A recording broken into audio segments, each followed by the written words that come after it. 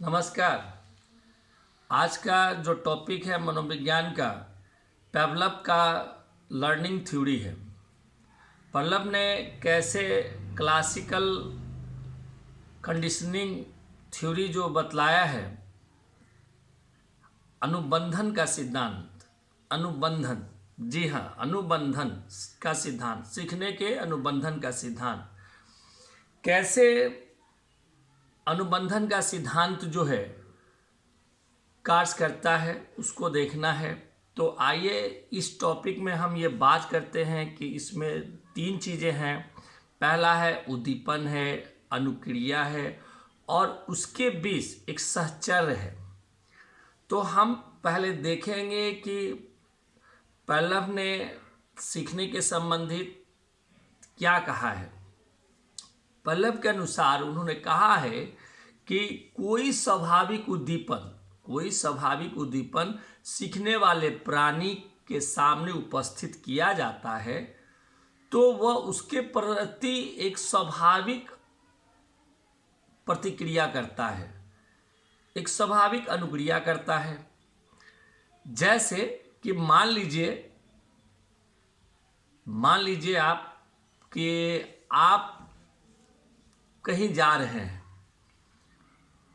और रास्ते में कोई आपका परिचित व्यक्ति मिल जाता है, मुलाकात हो जाती है, तो आप उससे पहचानते हैं और आपके चेहरे पर हंसी सी आ जाती है। मान लीजिए आपका कोई मित्र जो आपका क्लास साथी हो और अटेंडम 20-25 साल के बाद आपसे मुलाकात हो जाए तो आपको वो सारी चीज़ें याद आ जाएगी।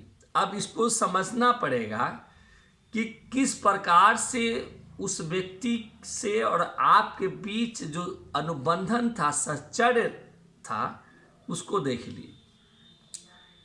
अगर हम किसी गर्म चीज़ को, जैसे बचपन में हम लोग लैंप के पास बैठ के पढ़ते थे तो अक्सर अपने उंगलियों को उसको ले जाते थे, सटाते थे और उंगलियां जो अपने आप खींच लेती थी, है ना।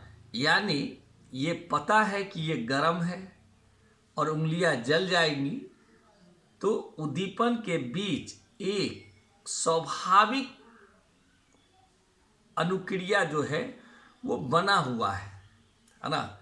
तो पेवलव ने इसी माध्यम से उन्होंने कहा है कि कोई चीज़ जो है, कोई स्वाभाविक उद्दीपन सीखने वाले प्राणी के सामने उपस्थित किया जाता है तो वह उसके प्रति एक स्वाभाविक अनुक्रिया करता है। अब इसमें हम देखेंगे कि यदि हम उद्दीपक क्या है उसको समझ ले और हम ये समझे कि उद्दीपक कहते किसे हैं, तो मनोविज्ञान में की भाषा में यदि उद्दीपक और अनुक्रिया का सहचर्य स्थापित होगा तो उद्दीपक के समक्ष होने पर प्राणी अवश्य अनुक्रिया करता है। अर्थात ऐसा नहीं होगा कि उसमें कि उद्दीपक के प्रति कोई अनुक्रिया ना हो या उद्दीपक ना हो और अनुक्रिया हो जाए, ऐसा नहीं हो सकता। उद्दीपक होगा तभी अनुक्रिया होगी और ऐसा नहीं होगा कि उद्दीपक नहीं रहे और अनुक्रिया हो जाए, ऐसा नहीं होगा। इसलिए अक्सर आप सुनते होइएगा कि ये कहा जाता है कि जहां धुआं होगा वहां आग जरूर होगा, ये कहा जाता है, ठीक है। और उद्दीपक क्या है? उद्दीपक एक वस्तु, परिस्थिति, उत्तेजना जो कि प्राणी की अनुक्रिया के लिए उत्तरदायी होता है उसे उद्दीपक कहते हैं। और सहचर्य एक के होने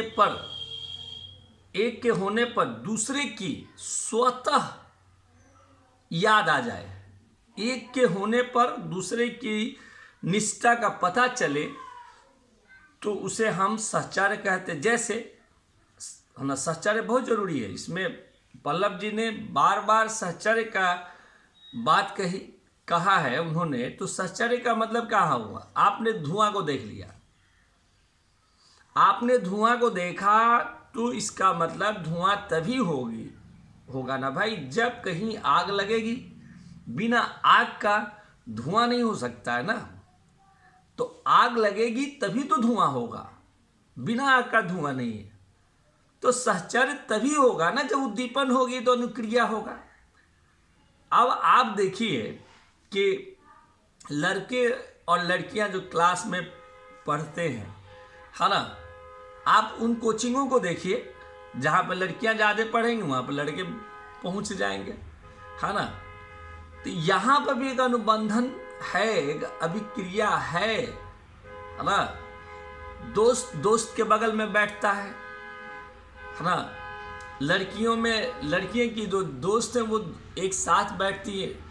आप क्लास में देखेंगे कि एक बच्चा जो पहले आता है, स्कूल पहुंचता है, क्लास में पहुंचता है, वो फट से क्या करता है, बेंच पे अपना बुक निकाल ले, कॉपी निकाल लेता है और उसको रख देता है। क्यों रख देता है? ये मेरे दोस्त का है। तो दोनों के बीच एक अनुक्रिया है, अनुक्रिया है। और उसी अनुक्रिया को पल्लव ने बहुत अच्छी तरह से समझा है सीखने के लिए। अब आप इसमें ये भी समझिए कि सीखने से क्या होगा, एक व्यवहार में परिवर्तन आता है ना। हमारा व्यवहार उससे अनुबंधित हो जाता है ना। उद्दीपक, इसके माध्यम से क्या, उद्दीपक और अनुक्रिया के बीच एक सहचर्य स्थापित होता है ना। तो इस प्रकार से पावलोव जी ने लर्निंग में यह बतलाया कि कोई स्वाभाविक उद्दीपन सीखने वाले प्राणी के सामने उपस्थित किया जाता है तो वह उसके प्रति एक स्वाभाविक अनुक्रिया करता है। और अब हम बात कहते हैं कि अनुक्रिया जो है वो दो प्रकार का होगा, देख सकते हैं हम। एक होता है प्राकृतिक अनुक्रिया और एक होता है अनुबंधित अनुक्रिया। अनुबंधित अनुक्रिया और प्राकृतिक अनुक्रिया, अब इसको समझिए। अनुबंधित अनुक्रिया और प्राकृतिक अनुक्रिया। लैंप के पास, फ्लेम के पास, स्टोव चूल्हा के पास, गर्म चीज़ें के पास, गर्म बर्तन के पास, रोटी बना रही मम्मी के तावा पर जब आप हाथ ले जाइए तो आप सटा नहीं सकते हैं, आप खींच लीजिएगा। ठीक है, तो इस तरह से ये नेचुरल है। दुश्मन को देखकर आप कहीं जा रहे हैं और खुदा न खास्ते आपको रास्ते में किसी आपके दुश्मन से मुलाकात हो जाए तो बिना कहे सुने आपका चेहरा लाल पीला हो जाएगा, आंख लाल हो जाएगी, आप समझ जाएंगे ये दुश्मन है मेरा। ठीक उसी के प्रति जब कोई दोस्त मिलता है तो आपका चेहरा खुशी से हंस उठता है, खिल उठता है। क्यों? क्योंकि वहां भी पता है ये मेरा दोस्त है। तो ये हो गया आपको नेचुरल, है ना। नेचुरल आपका बॉडी का बढ़ जाना, है ना। गर्मी लग रहा है, पसीना छोड़ देना, ठंड लग रहा है, रोए खड़े हो जाना, सिहरन होना, ये सब प्राकृतिक है, इसमें आपका कंट्रोल नहीं। अब कहता है कि दूसरा जो है अनुबंधित अनुक्रिया।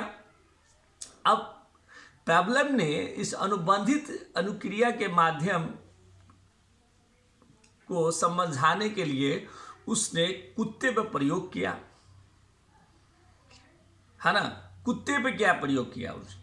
उसने कहा कि एक भूखे कुत्ते पर उसने प्रयोग किया।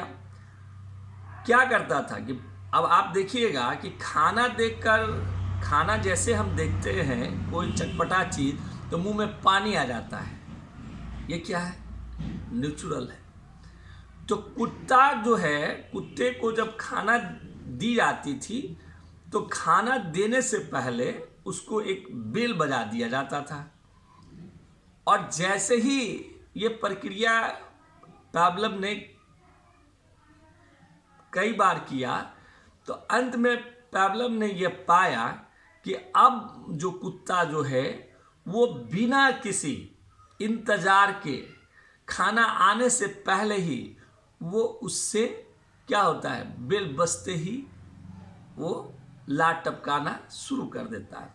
अब बच्चों को देखिएगा कि आप लर्निंग में अगर बच्चों को एक बार आप किसी चीज़ को डरवा दीजिए, है ना, और उसके साथ एक आवाज़ दे दीजिए, तो बच्चा आवाज़ से अनुबंधित हो गया है, उसके बीच सहचर्य है, वो आवाज़ सुनते ही डर जाता है।